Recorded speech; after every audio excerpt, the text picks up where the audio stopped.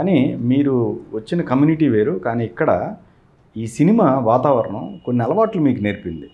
సినిమానే అనుకోవచ్చా? ఏది మనకున్న దురలవాట్లు లేదండి, అది సినిమాకి సంబంధించింది. సినిమా కదా నాకు I was a smoker from my big graduation. Okay. Smoker. సినిమాకి వచ్చిన తర్వాత స్మోకింగ్ వల్ల నేను చాలా అంటే ఇక్కడ సిగరెట్ ఉంటేనే డైలాగ్ వస్తుందనే ఒక భ్రమలో చాలా కాలం చాలామంది అదే అనుకుంటారు. That may be a mental relaxation తప్ప అది క్రియేషన్ ఏం కాదు. కరెక్ట్. అది మానేసిన తర్వాత నేను చాలా ఆరోగ్యంగా ఉన్నాను, చాలా గొప్ప సినిమాలు రాశాను. ఒక దశలో ఇంకా చాలనైనా అనిపించింది, అంటే డాక్టరే చెప్పాడు ఇంకా తాగితే చస్తావని, అప్పుడు మానేశాం. అలాగే మందు కూడా మాట ఏం లేదు. అది సినిమాకి ఏ నేరం నేను ఆపాదించాను. ఎందుకంటే సినిమాలో ఉంటూ అసలు ఏ ముట్టుకొని వాళ్ళు బోల్డ్ మంది ఉన్నారండి. దాసరి గారు ఉన్నారు, దాసరి గారు మీరు యాక్టర్లు చూసుకోండి. ఏవిఎస్ సిగరెట్ కాల్చడు, బాధు లేదు, బ్రహ్మానందం, చాలామంది ఉన్నారండి చెప్పుకుంటే. సో అట్లా అసలు అట్లాగా సినిమా వల్ల వ్యసనపరుడైన, అంటే ఓవర్ నైట్ కీర్తి వచ్చేసి ఎక్కువ అయిపోతే ఏమో తప్ప అలాగా సినిమా నిజానికి మనకు అన్నీ ఇచ్చింది.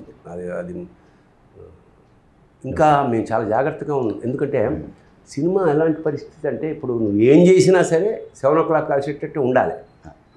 నిర్దాక్షిణ్యంగా చెప్పాలంటే హీరోలు ఏం పెద్ద సుఖపడరండి పాపం.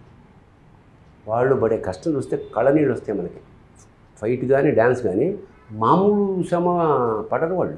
ఎందుకంటే నేను అల్లు అర్జున్ ఫస్ట్ సినిమా నుంచి నేను చూస్తున్నా కదా, అప్పటికి ఇప్పుడు డ్యాన్స్కి పడే కష్టం, చెమట ఓడిచేసి ఒక్క స్టెప్ రాంగ్ వస్తే మళ్ళీ చేసి, పైగా డైటింగ్. వాడు ఉంటాడు రాక్షసుడిలాగా పక్కనే, ఇతని బాడీ గార్డ్ లాగా ఉంటాడు. వాళ్ళు అసలు ఏం తింటుంటే ఇలా చూస్తుంటారు, తినేవారు, తాగనివ్వరు, పడుకోనివ్వరు, కూర్చోనివ్వరు. అలాంటి వాళ్ళని పెట్టుకుని కేవలం ఆ శరీరాన్ని ఆకృతిని కాపాడుకోవడానికి వాళ్ళు పడ్డ శ్రమతో కంపేర్ చేస్తే మాది నథింగ్. అంటే అంత డబ్బులు తీసుకుంటున్నందుకు లేదా అంత కష్టపడుతున్నందుకు అంత డబ్బు ఇవ్వచ్చు వాళ్ళకి. అది నేను చెప్తున్నా. హీరోయిన్ అయినా సరే పాపం వాళ్ళు కాపాడుకోవాలి, నాజుగ్గా ఉండాలి. వాళ్ళు ఐస్ క్రీమ్ తినడానికి ఎప్పుడో గతంలో ఒక జోక్ ఉండాలి, జోకు వేసుకునేవాళ్ళం. మరి ఎప్పుడు శ్రీదేవిలో పుట్టాలనుకోకుండా శ్రీదేవి చెల్లెల్లో పుట్టాలనుకుంటున్నాను, ఎందుకంటే ఐస్ క్రీమ్లోకి బాగా తినచ్చు. సో ఆవిడ తినడానికి లేదుగా, హీరోయిన్ తినడానికి లేదుగా.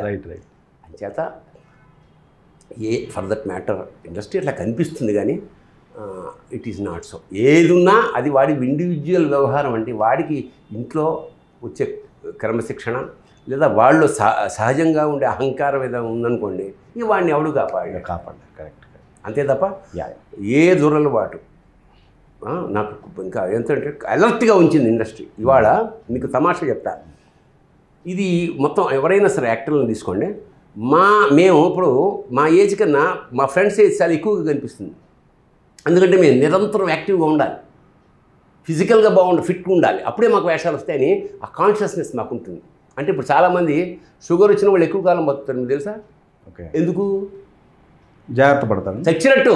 వాడు పొద్దున వాకింగ్ చేస్తున్న వాళ్ళు 90% వాళ్ళే. ఇప్పుడు జిమ్ములు చేస్తున్న వాళ్ళు వాళ్ళందరూ షుగరు ఇట్లా బీపీ వచ్చిన వాళ్ళే.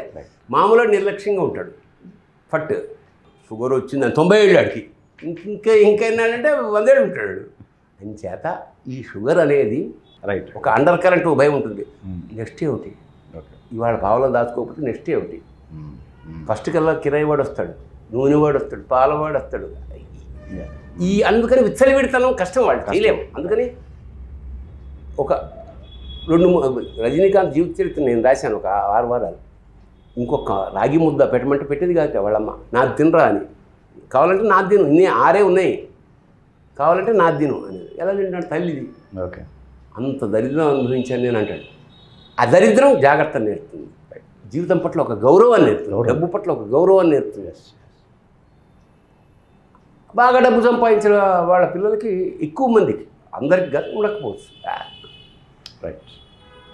వాళ్ళకి ఆకలంటే డైనింగ్ టేబుల్ని, వంటింట్లోంచి డైనింగ్ టేబుల్ వచ్చే గ్యాపే. అవును, తెలియదు.